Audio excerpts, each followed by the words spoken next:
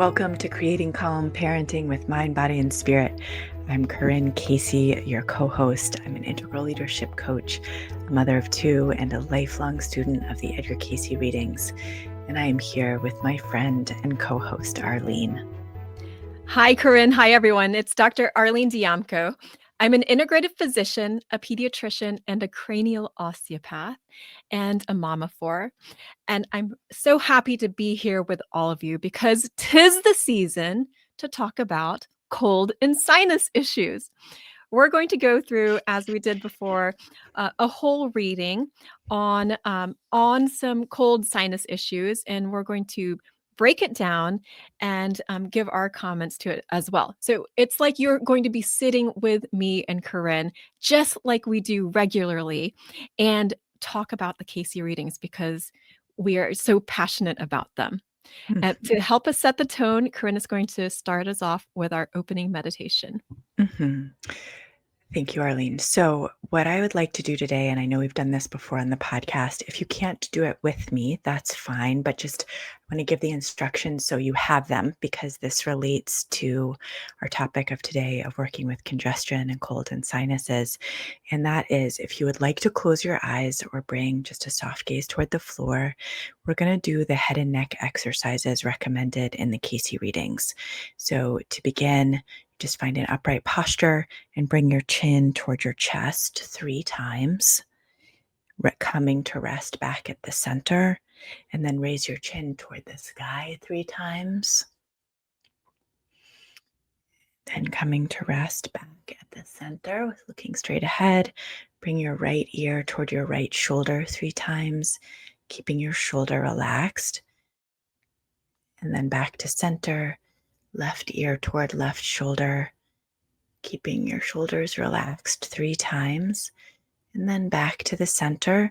We're going to take a circle, 3 circles in each direction. So bringing your chin down toward your chest, setting off with your right ear toward your right shoulder, moving slowly around 3 times.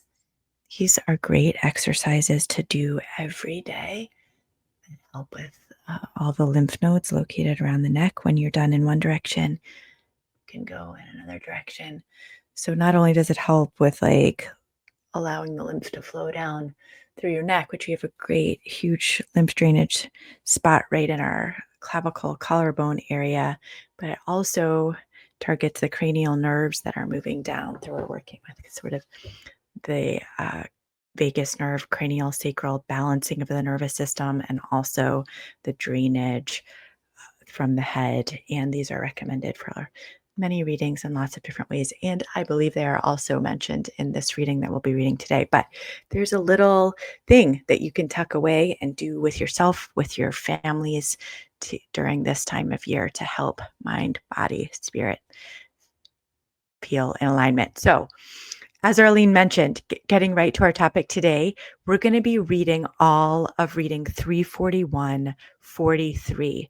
And 341 was my grandfather, Hugh Lynn Cayce. This was the 43rd reading given for him. It was a physical reading that had to do with severe sinus congestion that he was experiencing. And to start us off with reading that reading, I'm going to read not from the reading itself, but from the reports of that reading, which are the commentary or supplementary materials that go around this reading. And this is report number 5, and it's Hugh Lynn talking about working with this reading 30 years after it was given for him. So it was given at just this time of year. It was given on December 5th. And this is him looking at this reading in December of 1966 and talking about what's going on with him then, which is he still has a sinus congestion. And Hugh Lynn Cayce says, I have been disturbed by a sinus condition off and on for 20 years since returning from overseas at the end of World War II. During the past 2.5 months, this sinus condition developed in connection with colds and had been a condition which in previous fall months I had thrown off after a few osteopathic treatments. However, this time it had reached a very troublesome state with both nostrils completely stopped so that breathing was being carried on through the mouth. The tissue in the nasal passages and up into the lower sinuses was very inflamed and swollen. There seemed to be a serious choking condition with phlegm collecting in the throat and bronchial tubes, apparently also somewhat in the lungs. This prevented regular sleeping, and at times it was necessary for me to sit up all night. I tried osteopathic treatments as well as some various cold remedies. Some of these gave only temporary relief. Finally, I had to go to an MD who gave me shots of penicillin, as well as a very heavy histamine drug. This I took constantly for several weeks with only temporary relief. About 2 weeks ago, I began to look in the Edgar Cayce readings for suggestions regarding sinus and picked out several inhalants and rubs which were recommended for different people. I approached Mrs. Turner regarding this, and she finally secured for me on December 5th, just 30 years later, a copy of my own reading, 34143. I was amazed to discover that several of the symptoms that had been described at that time had reappeared. Apparently, the condition was very similar to that which existed 30 years ago. These symptoms, in order, were a rash over parts of the body. At this time, it occurred at the back of the knees and had become quite irritated, so I was using several different kinds of salves. About a month ago, the cuticle on both hands had become inflamed, pus running from them, and I had to use a very heavy ointment to correct this condition. As the hand cuticle condition was better, the skin rash got worse. I had also discovered that the effluvia through the respiratory system had become disturbed, and as indicated earlier, I had begun to ease this with applications of equal portions of mutton tallow, turpentine, and camphor, but the condition had not completely eliminated. There was some delay in getting the ingredients mentioned in my reading, but as soon as I was able to secure them, I began the full treatment as outlined and began to feel better immediately. I had tried the 3 ingredients, but not over the sinus area, and I immediately attempted combining the 4 ingredients recommended in the reading on a flannel, put a flannel over them, and a very hot pad after that. And after about 20 to 30 minutes, I had thoroughly blistered my nose and face under the eyes and across the lower sinus. But in that time, I had gotten the first relief I had had in over 2 months and was able to breathe through both nostrils. The whole condition began to improve as I followed the full treatment. I'm in the midst of the treatments at present time and expect a complete recovery. A year later, on December 26th, 1967, he commentated again saying, since a year ago when I put the full treatment into effect from 34143, I have been entirely free of the symptoms which disturbed me at that time. In fact, I have felt better and had more energy during the past year than I have had for a long, long time. So that's Hugh Lynn talking about putting into effect a reading that was given specifically for him 30 years prior that he hadn't fully followed at that time. But then he fully enacts 30 years later and becomes completely free of this sinus congestive, like inflammatory state that he'd been living in pretty chronically and with a lot of like negative impacts on his life. And for me, this is, I mean, how many people in our lives are dealing with congestion and this time of year when we have colds on top of congestion that causes more infection, and we're all living with like a bunch of mucus, and kind of taking a deeper look into what's actually going on here. How can we how can we get rid of congestion that we're experiencing right now? And how can we take a deeper mind, body, spirit look at what's going on here, and how can we create long lasting relief? So, Arlene, let's go. 34143. I can't wait to This talk is about it. incredible. I love that this is your grandfather. And Yeah. I just, before we go on to the physical components, I want to comment on the first sentence that you read, that he Mhm. had been disturbed by a sinus condition on and off for 20 years since returning from overseas at the end of World War II. Right. I mean, that sentence says so much, because it's like, what could have happened during that time that set him off on this pattern that had been so difficult, and Totally. set off these intense physical symptoms as Mhm. well. Mhm. And so we will keep going and break that down.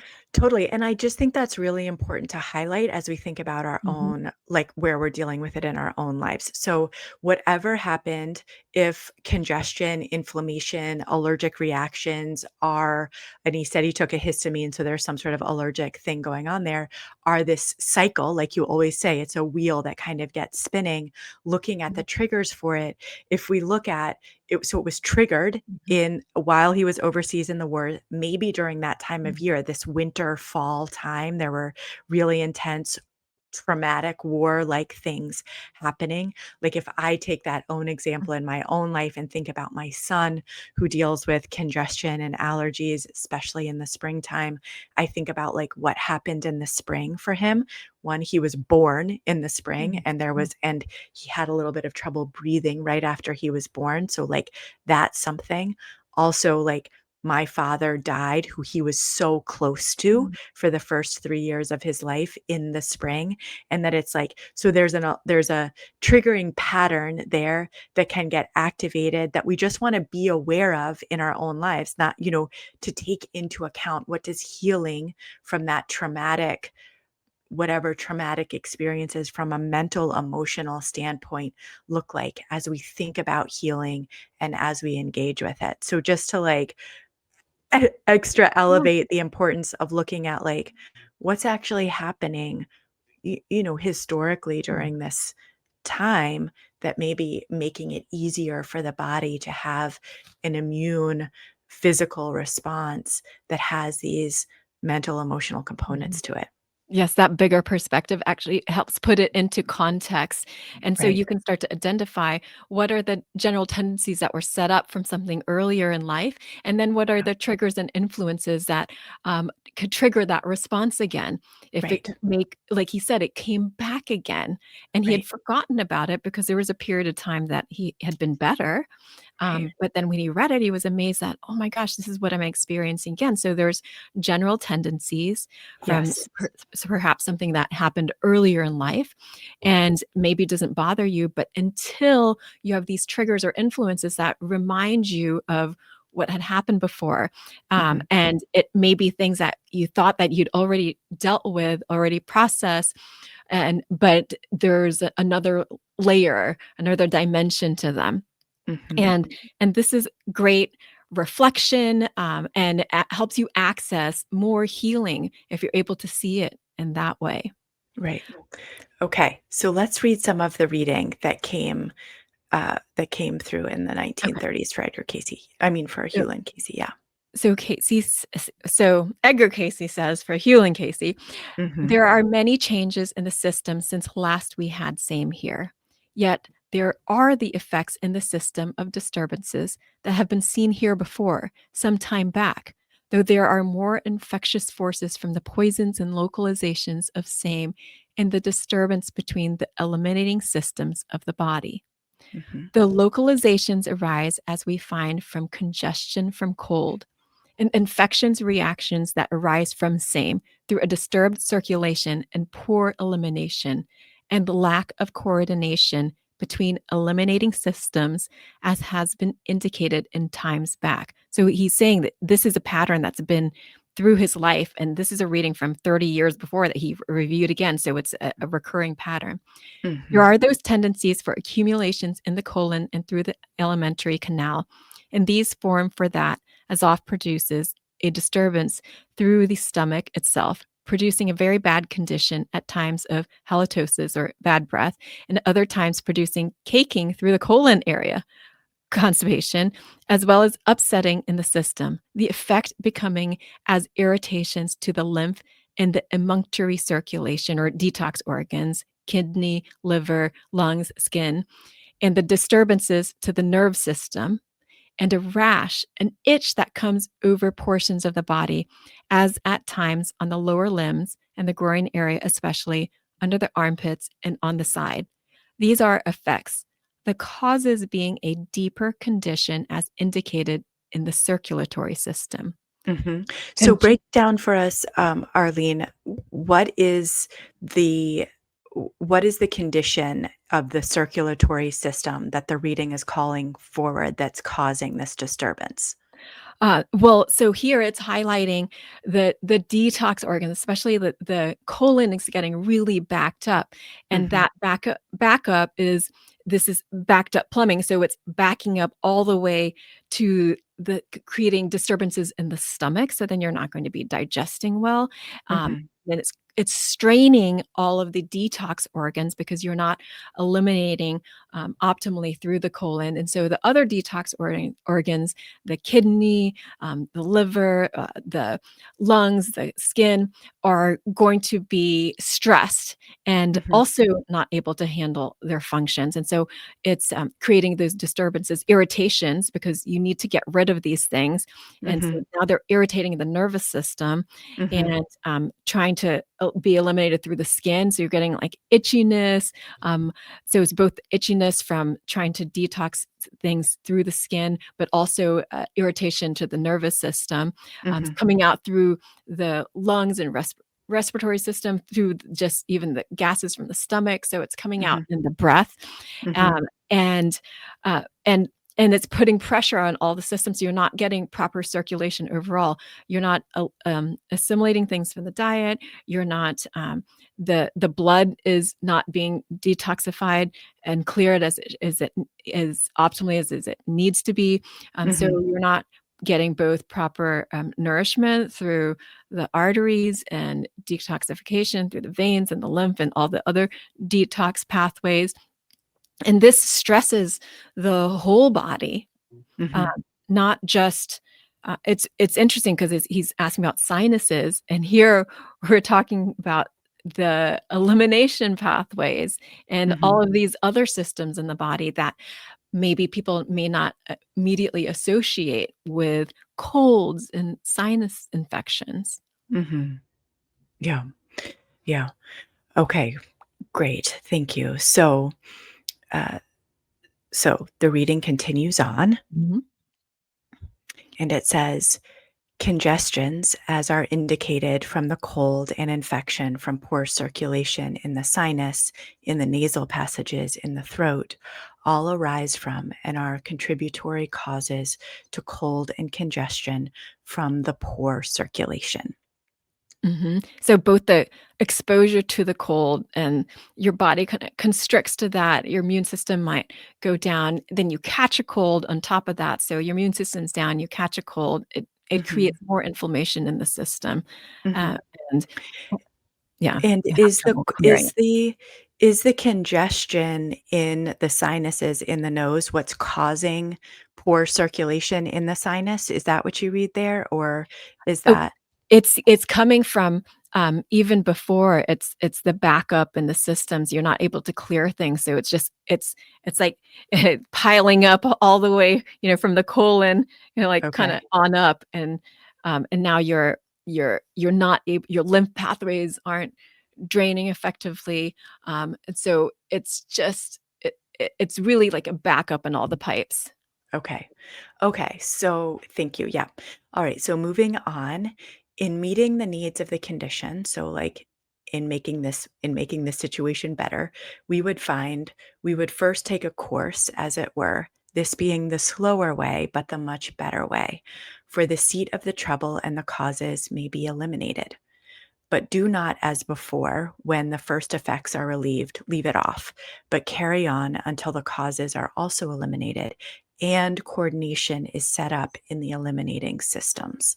So, what I hear right here is we've talked about, we've given you readings before on this sinus issue, on this sinus condition, and we've made suggestions. And as soon as you've started to feel better, you've stopped doing them. So don't do that this time. Really stick with it. And even though it's a slower approach, it will eliminate this whole pattern from keeping on happening and allow there to be new coordination between the eliminating systems so that it stops happening. So please go slow and stick with it. Absolutely, and Yeah. now he's reading it again decades later, it's like, "Okay, do the Now same you can thing, actually do slow it. and steady, and, like, Yeah. keep going for longer." It says, Yeah. "For with the clogging of the colon and the alimentary canal," it's the digestive tract, "even through the jejunum and portions of the stomach. This disturbs the circulation and the poisons that should be carried off by the kidneys, and the activity of the upper portion of the hepatic circulation being thrown off into the effluvia.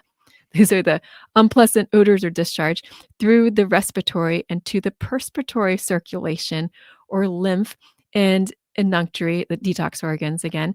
And these produce those disturbances in the cuticle and the epidermis and through those portions of the body where there is the disturbance. And the activities then grow hard upon even the glandular system, especially the thyroid circulation.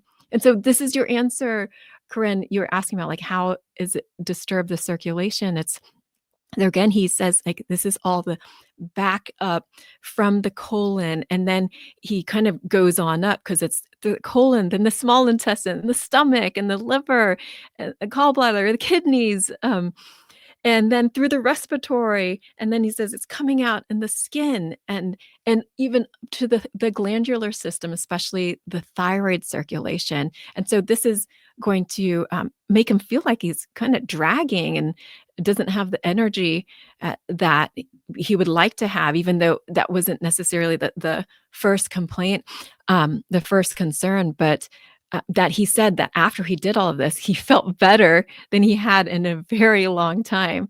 And Mhm. so this is the importance of getting the depth out of the treatment, that you there's a change overall and the approach and the lifestyle, and you don't just clear the surface, but you go for the depth of the treatment. So that's why Casey's emphasizing like slow and steady is the best course.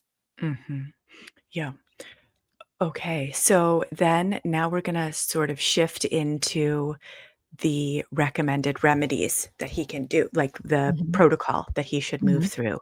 So it says, may be necessary and would be more effective if after 8 hours after they are taken, a high enema is taken. So he's recommended here to start taking some like laxative type herbs, right? Like he is mhm, like encouraging for this specific individual, Hugh Lynn, the reading is saying, here's some laxative herbs that you mhm, should take about 24 hours apart mhm. to try and get your eliminations moving.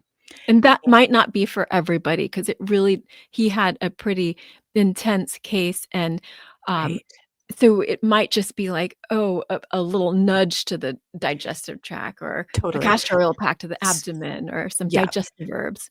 right. So as I read this as a mother thinking about keeping my children healthy and working with congestion that may be present, what comes to mind for me here is, okay, so I wanna be really prioritizing easy, smooth eliminations as a first thing, and so what I think about for me with that, I go immediately to diet and hydration. So I'm thinking about how can I prepare foods and integrate more foods into our diet that I know allows for really healthy eliminations and assimilation. So I'm already such a ferocious hydrator, protector of hydration in our family, like really having our kids drink a lot of water and myself really trying to prioritize hydration and eating foods that have a lot of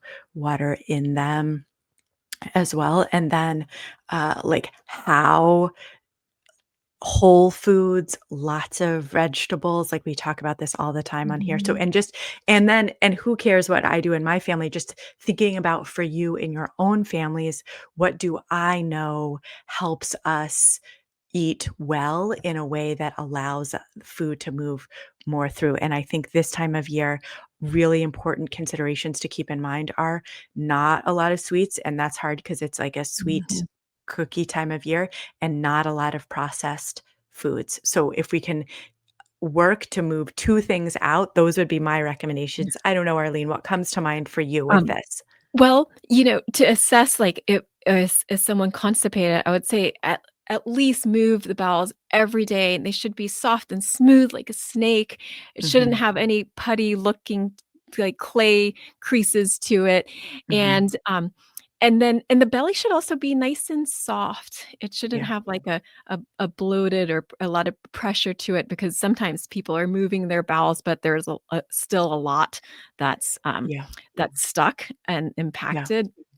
And and then thinking about, like, easy things you can do with kids, it's like, get some chia seeds and mixed into the food or make a chia pudding, Mhm. getting the roughage or, if you can do some kale or other veggies, get some dates and put some nut butter on them. So all those are simple ways that you can add things that will help to move the bowels.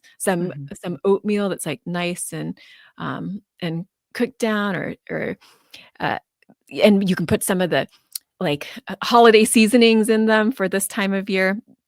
So those would be quick, easy things to Great. do. That's Yogurt, helpful. you could make the, overnight oats to make the mornings easier, and then a lot of times those are mixed with some yogurt of your Mm. choice. So you got the Mhm. oatmeal and the yogurt, could throw some chia seeds in there, all kinds Mhm. of things you could do.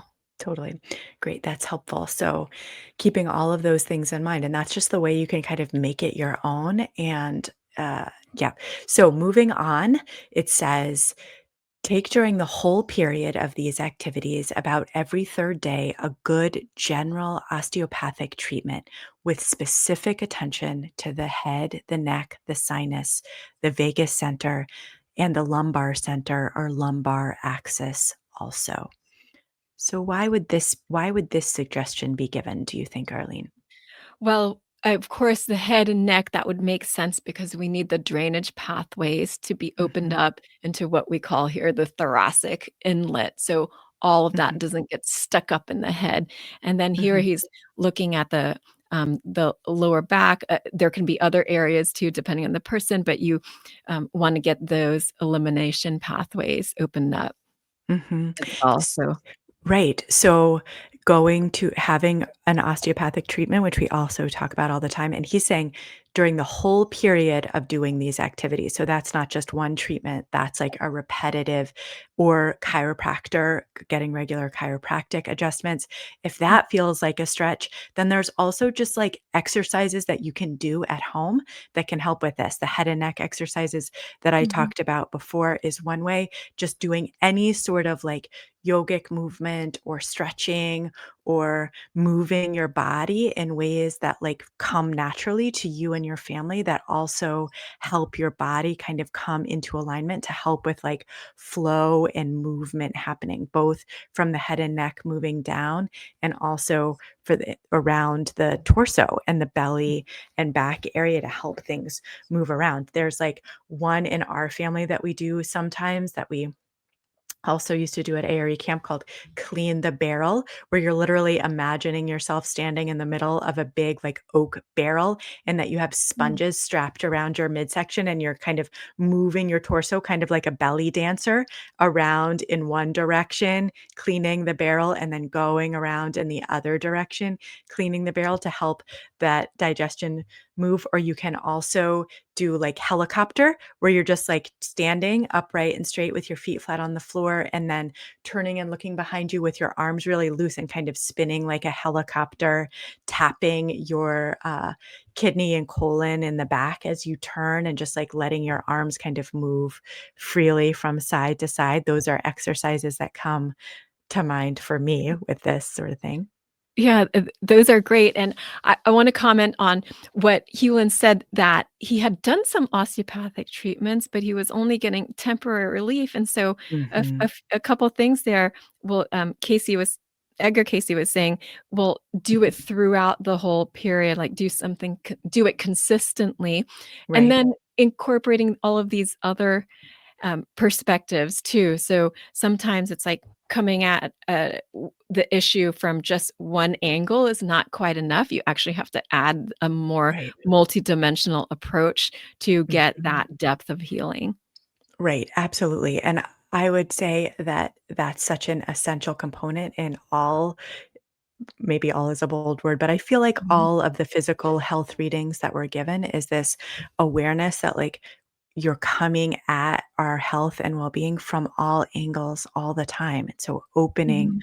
our minds to, uh all the different things that we can Mhm, be doing from and even bringing in, like, this spiritual component to mhm, it in all ways of thinking about, like, what is bringing meaning and joy here? What does wellness look like? And also a really deep listening to yourself around mhm, what healing is needed and creating time to be in relationship and conversation with yourself around what will feel good. And I think, like, as a mother, it's been an amazing growth place for me to notice that when I'm thinking about how to care for my children, I will have, like, an immediate response almost when I think about certain foods or certain treatments or doing things that are, like, that feels hard or forced, or that feels natural and like something I wanna move toward and is really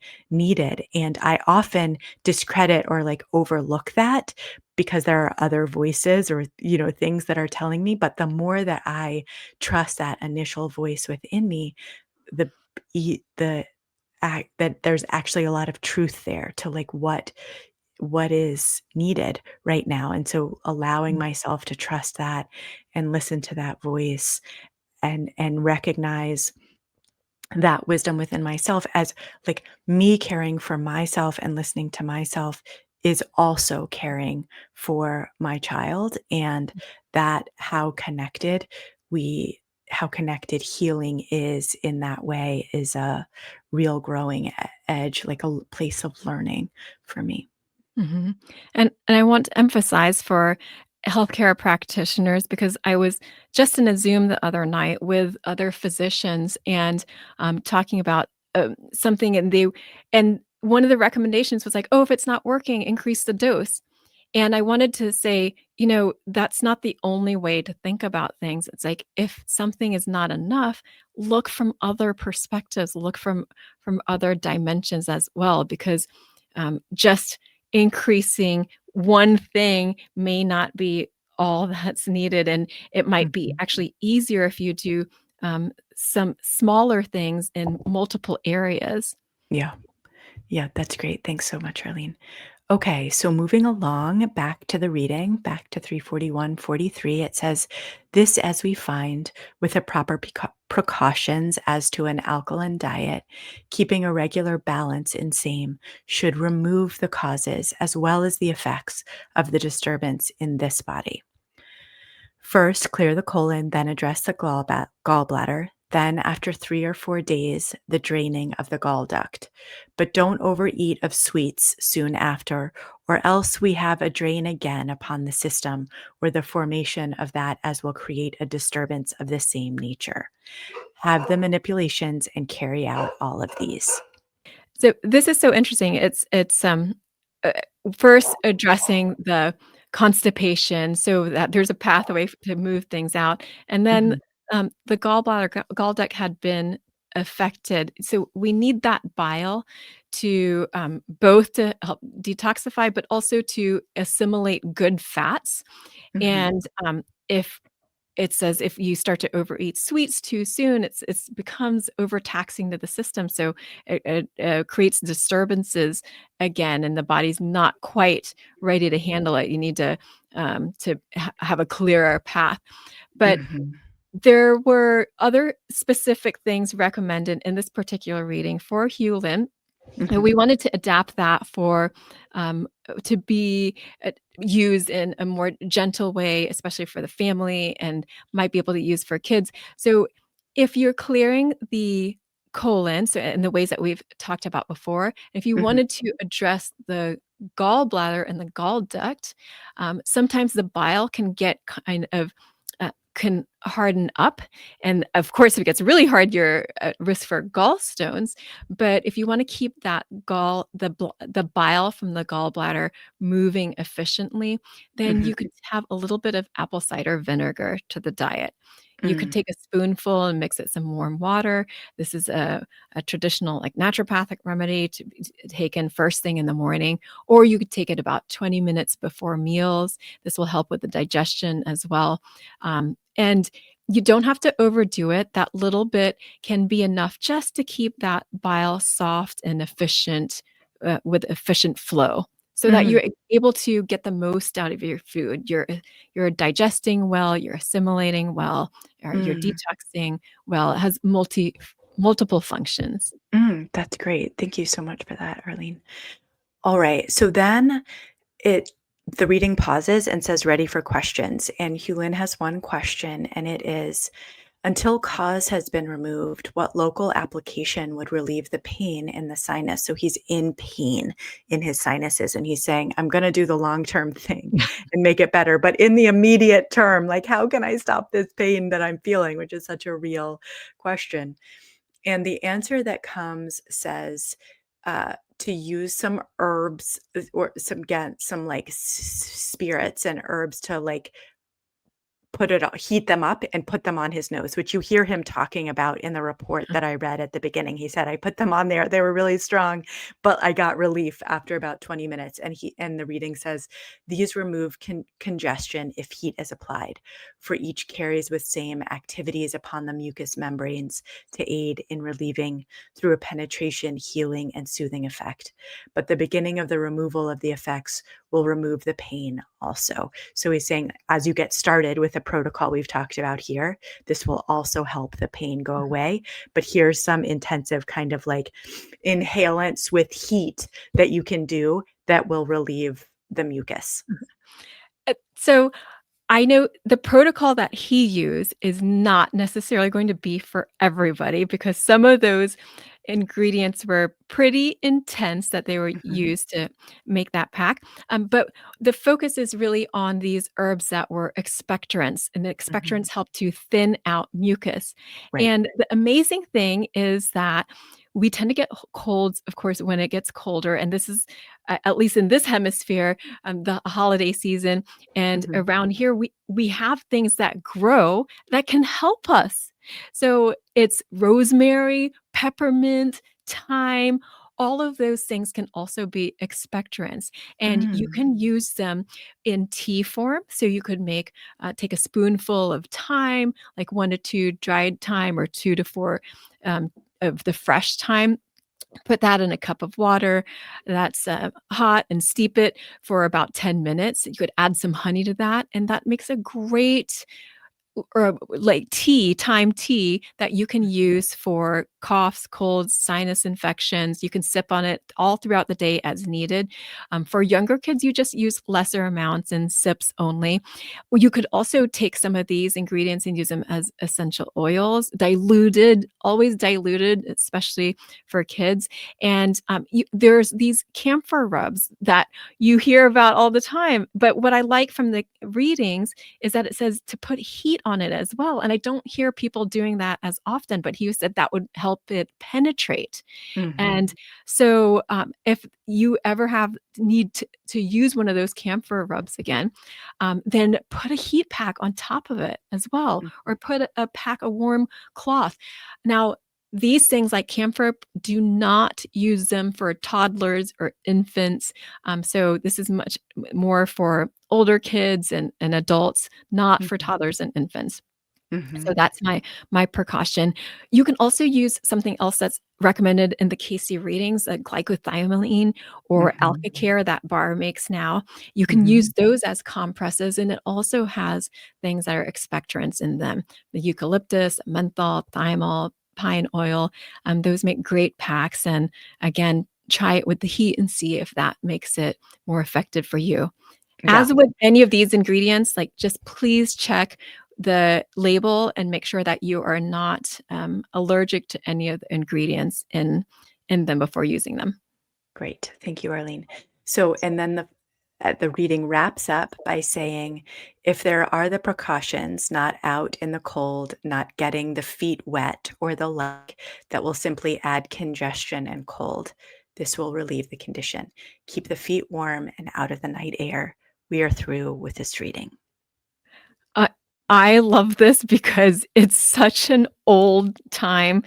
saying to, like, keep your feet warm, but, Mhm. um, I think most of my life I thought, "Oh, that's just, kind of like a old wives' tale, but there's such truth in these things that get passed on. There was Mhm. actually a 2005 study that was done in England at the Common Cold Center at Cardiff University, and they looked at 180 students. They took half of them and they put their feet in cold water for 20 minutes and then observed what happened over the next 5 days. And the ones that were exposed to cold water, they put their feet in cold water, they were more likely to catch a cold in the next 5 days than the group that hadn't. And it Mhm. seemed to lower their immune response. So to stay warm, so now I'm thinking, make sure those feet are tucked under the covers when you go to bed. When Mhm. the weather changes, don't run out barefoot. Although we're talking about grounding all the time and going on the Mhm. dew grass, I was like, well, maybe not this time of year. Right. Other ways to ground, hug a tree, put your back up against a tree instead of Right. getting the feet wet. And I just love that these things that have been passed on through families also appear now in the Cayce readings and are supported by studies as well.